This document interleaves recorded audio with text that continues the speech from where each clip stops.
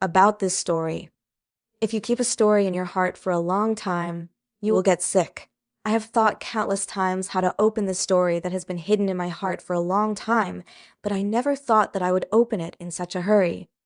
In the past 6 months, I have experienced pain and confusion that life has given me. I am also grateful for the growth these have brought me. People always find hope in desperate situations.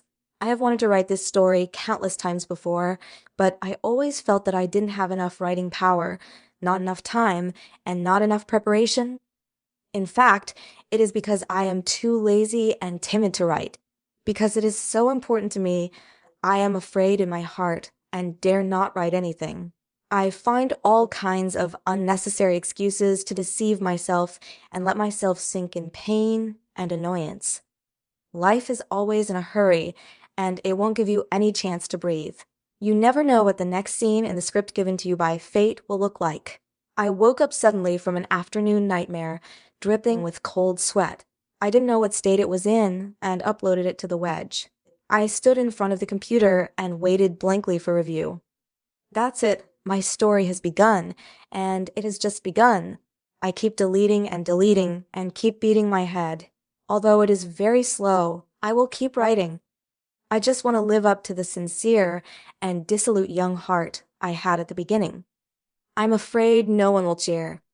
Regarding the issue of updates, Lugo admitted that he is a handicapped person and has a slight obsessive-compulsive disorder, and his speed is a bit slow. Dear book friends, don't worry. Lugo is a person who is determined to write books, and his speed will gradually increase. I promise you that Amon will be a different story. It will be grand and exciting. Some characters have existed in my heart for a long time. They are flesh and blood, and their stories will eventually be intertwined in Lu Jiyi's writings. I have heard many seniors say that writing a book is a lonely and troublesome job, but I have never been afraid of it. I have encountered worse things, but I'm afraid. I'm afraid no one will cheer for me. When you walk alone, you don't always have someone to keep you company. Those who like loneliness are either gods or beasts. Lugo is just an ordinary person. Please leave a place for Amon on your bookshelf, brothers. I will give you a good story in 100 chapters. I will be writing this book for about 2 years, and I will post it as proof. I just hope that you will cheer me on along the way. Wedge. The desolate north wind whimpered across the sky and the earth, and the raging waves beat against the north coast. The ice and snow in the sky were dancing in the wind. If you look carefully, you can actually see traces of blood mixed in the ice and snow. This is the area closest to the edge of the world. It has been covered by endless snow and ice for who knows how many years. It is unknown how many secrets are buried under the thick snow. On this silver land, on the coast of the ice sea, there is a huge black pillar engraved with runes, standing motionless in the violent storm, as if it is going to make a hole in the sky. Above the pillar is also a huge black chain, nailing a giant thing to this uninhabited land of ice and snow. This is an incredibly huge beast. Even if it is nailed to the pillar with chains, it seems that it cannot contain its overwhelming power. The giant beast's body was covered in cuts and bruises, and one could almost see its terrifying muscles. Only its claws, which were glowing with a metallic color, showed how powerful it had been. The wounds continued to ooze blood under the stimulation of the cold wind, dyeing the towering column with a dark red color. The layer of snow under the column, that had not melted for thousands of years, was full of bright red. The giant beast raised its head and roared, opened its membrane wings, and struggled hard. The chains made a harsh rattling sound in the wind. The wounds on its body that had begun to scab were torn open again. The pain intensified its anger. The beast's eyes suddenly ejected a blazing golden light, as if there was some terrifying power brewing. But at this moment, the dark runes on the giant pillar shook suddenly, as if they were about to break away from the pillar, and a strange black energy suddenly emerged from the chain that was nailing the giant beast. The appearance of this black energy caused the light in the giant beast's eyes to instantly disperse, and like a demon, it kept rolling around and invaded the giant beast's ears and nose. Ouch! The giant beast shook its head in pain and roared hysterically. Black air was flowing in its mouth and nose, and from a distance it looked like a demon king had come to the world. The beast's ferocious eyes were covered with terrifying bloodshot eyes, and it opened its huge mouth as if to compromise, spraying out dreamy golden fragments of light. The black energy rose like a hungry glutton and suddenly enveloped the light fragments, twisting and gradually melting into the runes on the pillar body. This scene in this world of ice and snow is no different from the death of a lonely old gull on the edge of the North Sea. It is equally unknown and forgotten by the world. The wind soon blew away the sunset. There was a beautiful and quiet sunset here like other places, but only the rocks were silent. In the extremely deep underground of the ice sea map pillar, the mine tunnels connected vertically and horizontally are densely dug into the depths of the ground like a spider web, with digging equipment scattered all over the ground. At this time, slight rattling sounds began to sound from time to time in the darkened areas of the mine, until it became completely dark. Finally found it, a voice that couldn't contain excitement, panic, and a hint of relief suddenly sounded in the mine tunnel. Really? Report it to Mr. Hong immediately. There was an immediate response in the quiet mine tunnel. A dim light lit up in the dark and deep mine tunnel, and an almost illusory hole floated on the mine wall, glowing with a soft white light. It was vaguely visible that there was a stone slab inlaid with something lying quietly in the dark green moss in the hole. 4 or 5 figures suddenly appeared in front of the cave, smelling the decaying smell coming from the mine wall and wiping the damp dust on the stone slab. The beginning of the ancient dream has really come true. We have found the end of something that should not exist. One of the vicissitudes of life, old man with a wrinkled face tremblingly wiped away the dust on the stone slab and sighed with a mixture of sadness and joy. It's not too late. Another cold middle-aged man said, everything in the north must be destroyed. Under the Radiance, all evil is wiped out. At this moment, in the ancient wasteland in the far south, under the early moonlight, a man wearing an animal skin covered with primitive symbols opened his eyes in a cave. It was a pair of eyes that could not tell his actual age. Without any emotion, he fiddled with the compass in his hand, and there was a beam of golden light shining brightly in the black air on the compass. The Dragon's Breath collection process is about 60% complete, and it is expected to be completed within 70 years. When the golden light completely dimmed, the man closed his eyes again and sat like a statue, giving people the illusion that he had never woken up. Outside the cave, there are nearly 1,000 monster species in the skeleton-laden wasteland. The terrifying pressure makes the place almost feel suffocating. The monsters surround the cave like stars holding the moon, or they sit on a tiger or a dragon, or they fly across the sky. The poisonous sun in the blue sky was scorching the wasteland wantonly, but here the cold scales and feathers of these monsters reflected a cold luster. Some beasts began to murmur in a low voice. Gradually, a loud sound resounded among the beasts, and the clouds rolled back, shaking the world. Some time earlier, before dawn, on the other side of the ice sea, a dark hand moved in the ice, and there was a blue light like a star flashing out in the darkness. Compared with the ending and awakening of these strange places, there are always more ordinary things happening on the vast continent. The breeze swept across the colorful plains, passed through lush mountains, and stopped in a remote countryside. Just after dinner in Wheatfield Village, a group of children with breadcrumbs on their faces gathered around the old tree at the head of the village, chattering. Grandpa Charles, we want to listen to his story. Huh. Old Charles had the kindness of the most ordinary old country man on his face. He couldn't stand the enthusiasm of the children, so he responded repeatedly, okay, just sit down and listen to Grandpa telling stories. Ahem, Old Charles cleared his throat and spoke in a deep voice. In those lost years of history, the flames of thorn sway in the deepest darkness. The frozen ground remains with the embers of campfires. Lava erupts in the wilderness. There is also a demon master. People chewed rotten grass roots and hid in caves. The dwarves feasted on corpses pulled from the ground in dark caves. They are also delicacies in the mouths of giants. The dragon flies in the dim sky. What a cold fragment of the world.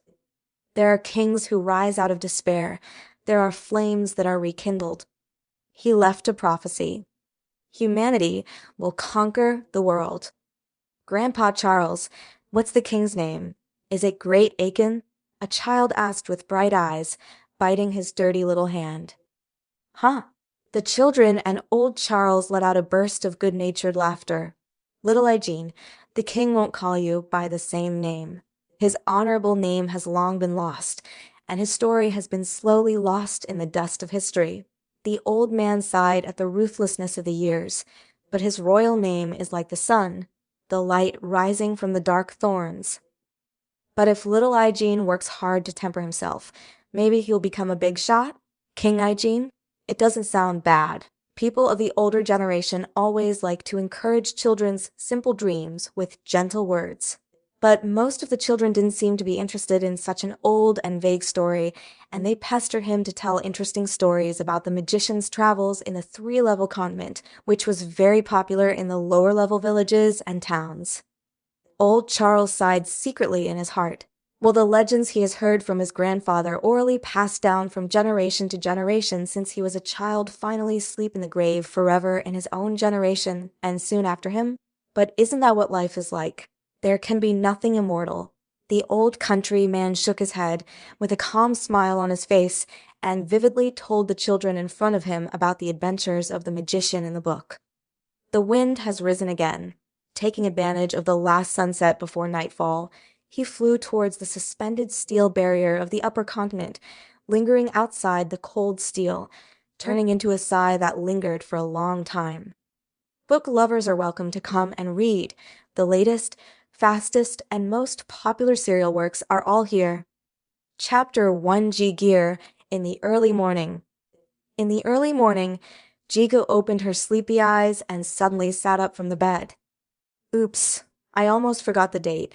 He washed up in a hurry, put on his most decent little black dress, and stood in front of the mirror to straighten himself out. Opening the door, the bright sunshine has already climbed onto the branches. The streets of the small town are bustling with noise everywhere, including the cries of vegetable vendors, the hammering of blacksmiths, the scolding of servants from wealthy families holding brooms to the beggars who want to pick up some leftovers to fill their bellies, the clatter of the tired sheriff's shoes. Jiga quickly put on her shoes and called out, "Donkey Skin, hurry up."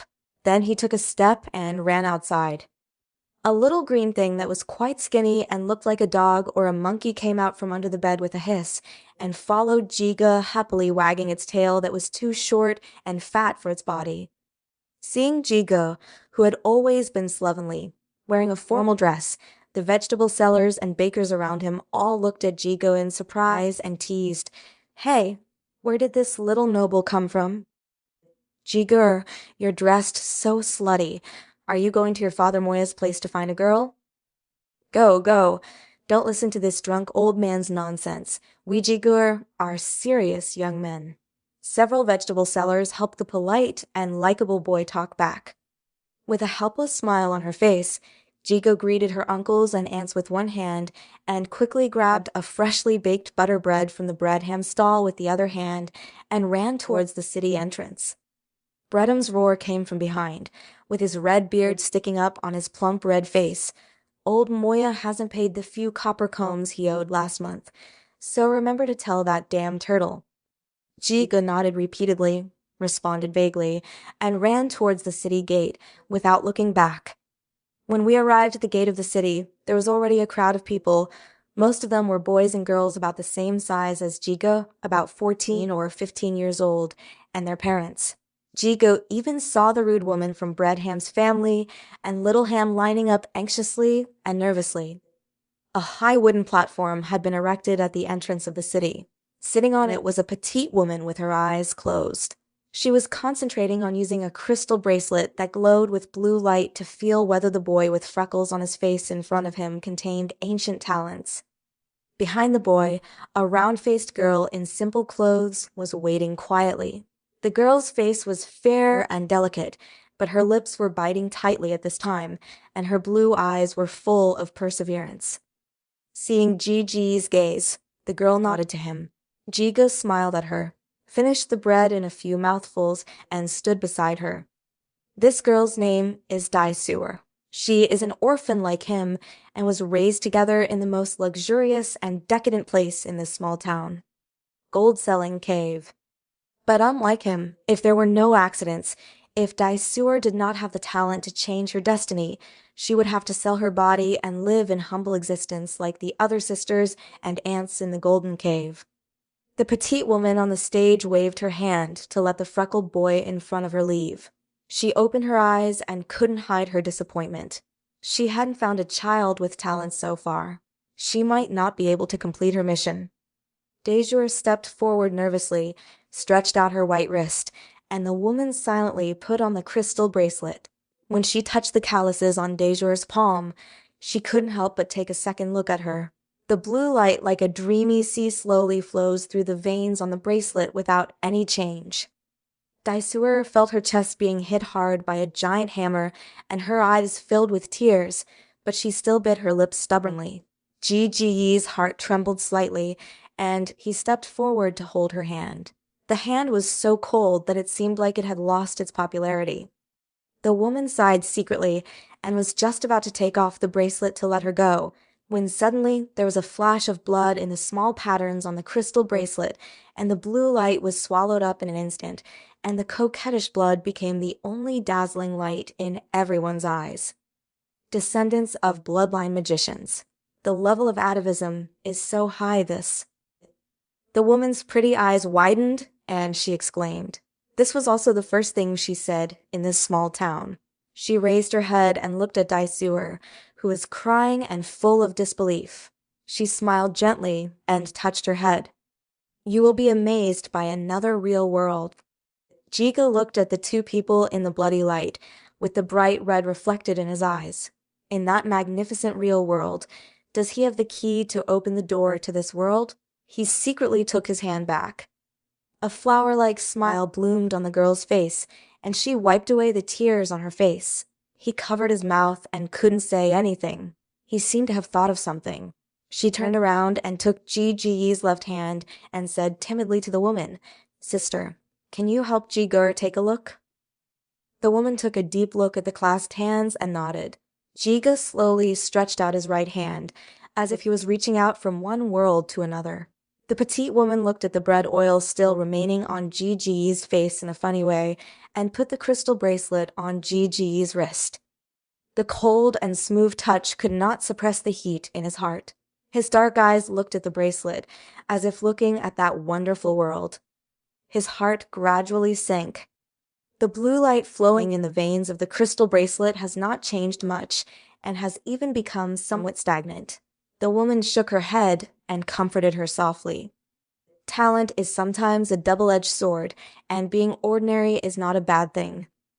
Which boy doesn't yearn for a colorful world? Which boy doesn't want to ride a war horse to conquer the world? What teenager doesn't want to see the scenery over the mountains? Gigi's deep black eyes stared at the bracelet, motionless. The woman shook her head and made no move, waiting for the boy to give up. Finally, he smiled bitterly, and something seemed to be broken deep in his heart. He took off the bracelet and gently placed it in the woman's hand. He smiled at Dejur, turned around, and left. Daisuer looked at Gigi's lonely back and didn't know what to say. The green-skinned puppy that finally caught up saw Jiga and walked back again. He stuck out his tongue angrily and screamed a few times.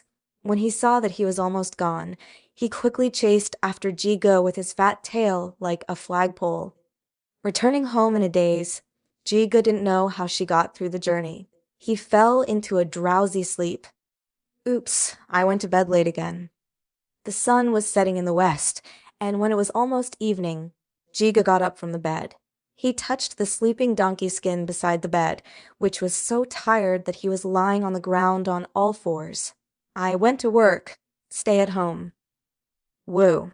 The green-skinned puppy responded feebly, as if blaming Jiga for disturbing it to sleep. Life had to go on. He did not wear that little dress anymore, but put on a pair of linen-colored ordinary boy's clothes and trotted all the way to the most luxurious place in the center of the small town, the Golden Grotto. As soon as he sneaked in through the back door, he heard a roar behind him, which scared him out of his wits. Jiga, being lazy again. Jiga turned back angrily and smiled awkwardly. Hey, Dad, look, I can't become a great magician today. I'm too sad. A handsome old man with elegant temperament and well-dressed looked at him helplessly. The old man's silver-gray hair was shiny and meticulously combed, and his silver-gray eyes contained the charm of age. The black dress made his slender figure even more free and easy. Father Moya is from outside the small town. He seems to have been sent down from the headquarters of Pinjin Cave for retirement. In a word, he is the Turtle King of Pinjin Cave in this small town. As for Jigo, in the old man's terms, he was a baby and was found in a chicken coop by an old man who had just arrived from outside.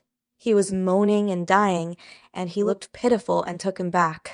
By the way, this lame little green monkey is still a dog's donkey skin.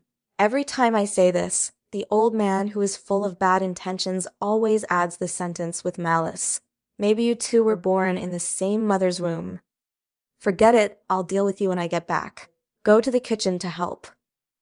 At this time, it was just the time for some nocturnal creatures to come out and move around. The atmosphere in the Jinjin cave was heated, and the laughter of warblers and swallows in the land of wind and moon was endless. When Jiga heard this, she felt like she was being pardoned and ran to the kitchen in a hurry. When the pale moon disappeared behind the dark clouds, he dragged his exhausted body back to the house. Donkey Skin was still sleeping soundly. The little thing had become particularly lethargic recently. Throwing herself on the bed, Jigo was in a daze. I didn't see Dejour today. It must have been Aunt Mary who asked her to follow that petite woman and leave this small place forever, right? I don't know how wonderful the real world that woman said is. Jiga thought that Father Moya would not come back until he fell asleep. Back, Dad. Well, you go to bed first. Under the dim yellow light, Jiga could vaguely see her father's frown, and there seemed to be a lingering gloom in his eyes. He pulled out a tattered book under the table and seemed to be looking for something page by page. Jiga didn't think much about it. Too much happened today, and he fell into a dream again in his daze. Book lovers are welcome to come and read. The latest, fastest, and most popular serial works are all here. Chapter 2, Dad and the Cross Coffin. Early the next morning, Jiga got up surprisingly early and planned to take Donkey Pier for a walk outside the city. Dad didn't know why he was so crazy that he actually gave him a day off before leaving. It must be to comfort me and let me go out to relax. This old man can't say something nice. Jiga muttered, but her heart felt warm. Although his father quarreled with him every day, he regarded him as his own. Gigi's precious little dress was the old man's favorite piece when he was young. Yesterday, he sent it to the tailor to cut it and gave it to Jiga to make it look more handsome to test his talent. The sloppy Jigo took the even sloppier donkey skin and ran all the way to the city gate like the wind. The little green thing jumped happily like a butterfly, with its big tail touching the ground like a spring. It was very funny. The familiar neighbors all around burst into bursts of joyful laughter. Everyone who has seen Donkey Skin can swear that this is the stupidest lame dog they have ever seen.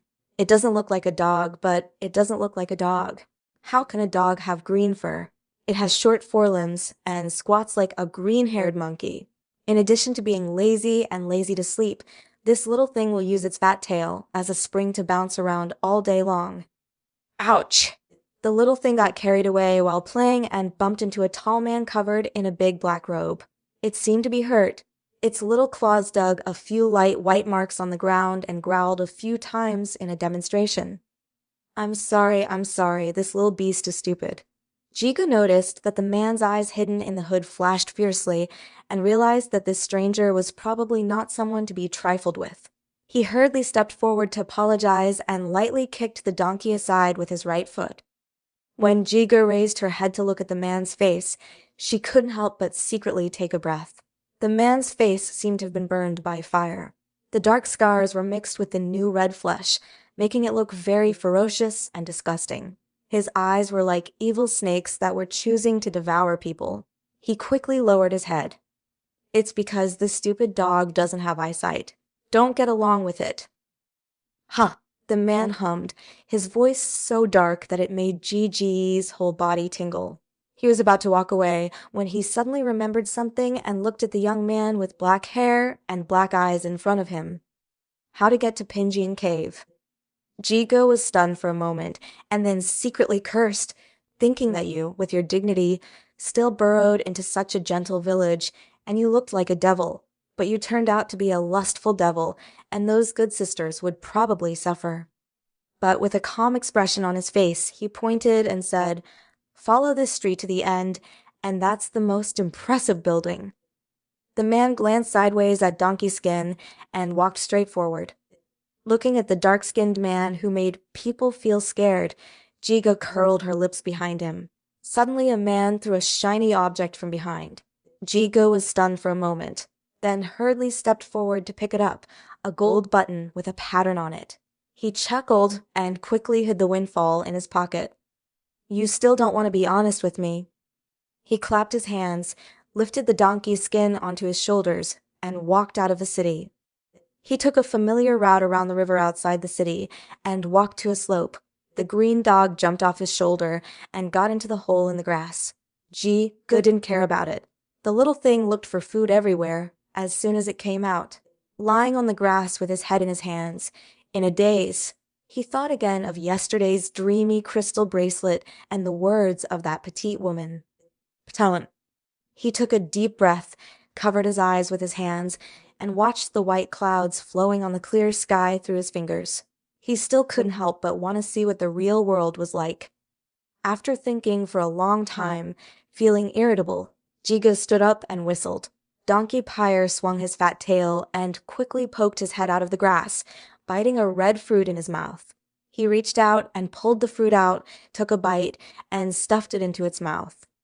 Woo! Hiccup! Haha, hiccup! After playing with Donkey Pyre by the river for a while, and catching some fish to make a fire and roasting, Jiga and Green Dog leaned on the big rocks by the river to bask in their round bellies, pointing at each other, laughing at each other, and letting out long belches from time to time. When the sunset dyed the sky red, Jiga returned to the city following the setting sun and the green dog, who had obviously grown red. "Hey, Uncle Rick, why did you close the store so early today? I'm afraid no one will drink the wine you mixed with too much water." After a crazy day, Jigo was in a much better mood. Seeing that the small liquor vendor who usually closed his store until late at night was closing up so early today, he made a casual joke. The wine seller Rick was a nagging man, but he was a little strange today. He glanced at him with a dull look in his eyes, opened his mouth, and said nothing. As Jigo walked along, she saw some strange looks in the eyes of the neighbors around her, and a light haze fell over her heart. Thinking of something, he panicked and walked quickly towards the familiar street corner. "Jiger, don't go to your father's place. He has something to do. You can go to my house for dinner today."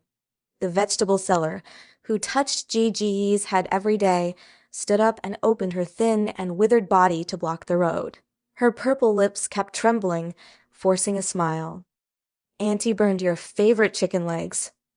Jiga didn't make a sound. Seeing the black smoke still rising from the familiar place, her heart felt as if there was a stone blocking her heart. She gently pushed her away, spread her legs, and ran towards there crazily. Jigo came to the door of Jinjin Cave and looked at the ruins with flames still dancing in front of her. Is this still the land of wind and moon that never sleeps? Is it just gone? He stepped on the broken wood and gravel that were still hot. Familiar people lay there quietly like this. This was a killing without any resistance. The smelly blood exuded the smell of death under the baking of the fire, which was brighter than the sunset glow in the sky. Fear and confusion flooded his mind, and his whole body convulsed violently. Jiga choked and knelt on the gravel, her hands trembling as if she wanted to save something. They are just a group of pitiful women. Aunt Mary's fat, smiling face is still in front of her eyes. She still wants to save enough money to become a good person and marry the blacksmith Jack next door. There is also Sister Meichi, who smiles at those fat-hearted nobles every day in order to provide for her sister to study music. They are just humble people who are still strong enough to survive. Gigi's stomach was rolling, and she couldn't hold back the urge to vomit. He forced himself to look, and he wanted to remember the appearance of each corpse. He stood up, tripped over a broken log beside him, and struggled to get up to find Moya's father's room. Pushing down the door with flames still blazing, Moya's father was lying there, quietly waiting for Gigi's late arrival as before. His silver-gray hair was stained with black ash, but his head separated from his body and rolled to the side. Dad is really old. The wrinkles at the corners of his eyes are slack and droopy. I have never felt so clearly as now. He is really old. Jigu originally planned to take her father to him and keep him in his gold-built tower when he became a magician. Several little maids would take turns taking care of him every day, raising him to be as delicious and lazy as a donkey's skin. But it's impossible now. He is dead. Jigu wanted to cry out, but she was mute and let out a bellows moan as if she was seriously ill. The young man was holding his old head, kneeling there with his face lowered. He has nothing left. He felt that there should be something to be buried for these. Donkey Pyre has been crouching at Gigi's feet, whining softly, its little eyes looking confusedly at the purgatory-like surroundings, shrinking into a ball. It's night. Jigo wiped away her cold tears, hugged the mutilated body and the head, and walked step by step towards the place where there was no light. He went out and bought a cross coffin, put the father's body and head together, and put them in. Carrying the coffin, Jigo returned home and dug a not-so-deep hole in the center of the house with his hands. The ground was bloody, but he felt no pain. Without spreading the soil, Jigo lay on his side on the dark cross coffin, curled up and hugging the donkey skin, placing his ear against the cold coffin lid and murmuring, hoping to hear his father talk to him. Hot tears dripped down his cheeks and fell into the black box where he had been sleeping for 14 years. Chapter 3: Barrel Drifting. Jigo didn't sleep all night. Before dawn broke, he buried his father's coffin. He started to clean up the house as usual, touching everything familiar in the house. A feeling of emptiness suddenly hit his heart, making him stagger. He numbly tidied the house, then suddenly remembered something, and tremblingly pulled out a small oilcloth bag from under the table. Inside were some gadgets from Gigi's childhood, an old pipe, a rusty dagger that was about to rot, and a tattered book. In the haze that night, he clearly saw his father taking out this book. He opened his eyes wide and flipped through the pages carefully, for fear of missing a word. The book actually records the rise and fall of my father's family and the Moya surname. It turns out that the Moya family is actually an ancient family with extremely deep origins. It was one of the giants of the upper-level magic country that was once in its heyday the ice country, Mycodon. But Moya gave birth to a generation of crazy family heads who spent nearly 100 years laying chess pieces in an attempt to usurp power. In the end, they were betrayed and met with disaster. All the adult tribesmen were beheaded overnight, and Moya's children were sold as male prostitutes and prostitutes for generations, and were not allowed to have any children. And Father Jigo was just born at that time, and he didn't even have time to get a name. He only had a surname that destined him to have a miserable life.